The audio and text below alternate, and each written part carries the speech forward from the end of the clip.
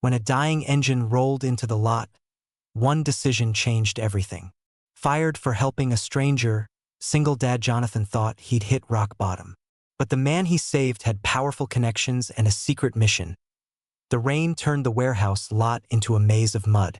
Jonathan Mueller wiped grease from his hands, his back aching from hours under semi-trucks. Rent was due next week. Garrett's sneakers had holes. His manager Lou was breathing down his neck again. "Wrap it up, soldier boy," Lou barked. "Don't waste your time on strays." The CB crackled. "Breaker, this is Delta 9 to base. Engine shot. Kid, I ain't got time to die out here." A rig rolled in, barely moving, steam hissing from the hood. Lou appeared. "Don't touch it. We're not a charity garage." But Jonathan was already moving. Chad Sarge Stevens stepped out. Long silver beard, faded green jacket with a frayed American flag patch. "Got meds in the back for a clinic out near Mace Ridge. Kids there waiting." Jonathan didn't ask permission. He scavenged wire, rigged a bypass for coolant flow, all while water soaked his uniform. "Used to patch up engines in Nam," Sarge said. "Funny. You'd think I'd be past all this." Jonathan glanced up. "You ever really get past anything?" The engine roared to life. Sarge pulled out a crumpled $20. "Ain't much. It's all I got." Jonathan took it with dignity. By morning, Lou jabbed a finger into Jonathan's chest. "You disobeyed a direct order. You're done here." The scrapyard was a downgrade. Garrett started helping after school, secretly. Sarge's rig reached the clinic just before sunrise. Inside, a critical dose for a 5-year-old girl suffering respiratory failure. Minutes from losing her, Sarge picked up a burner phone. "Kenny, I need to tell you about a mechanic I met."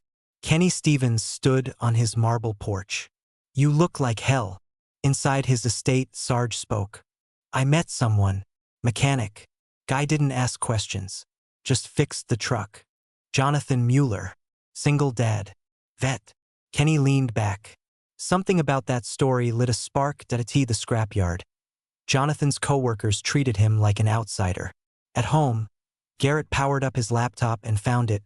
Lou had been diverting fleet safety funds to a dummy vendor traced to his sister-in-law. Garrett printed the documents and labeled it.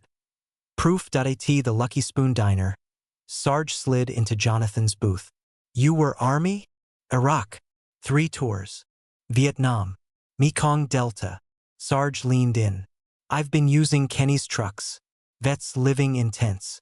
Clinics running out of insulin." Jonathan looked him in the eyes. "It's not stupid. It's honor." Garrett sent evidence of Lou's fraud to a journalist.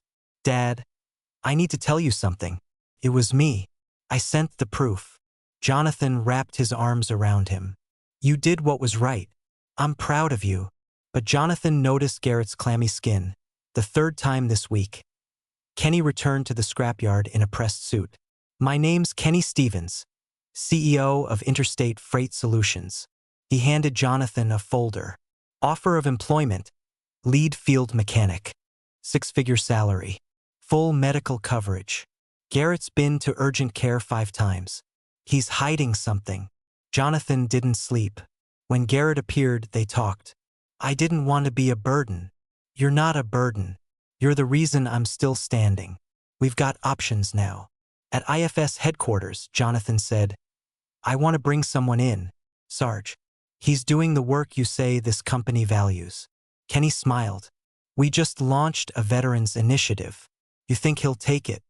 If you let him do it his way." 3 figures stood beside a gleaming white semi.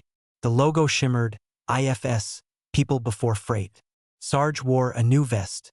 Garrett stood between them. Jonathan's hand rested on the truck's hood.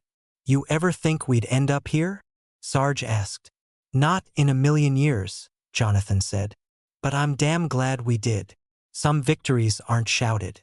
Some battles end not with a bang, but with a beginning.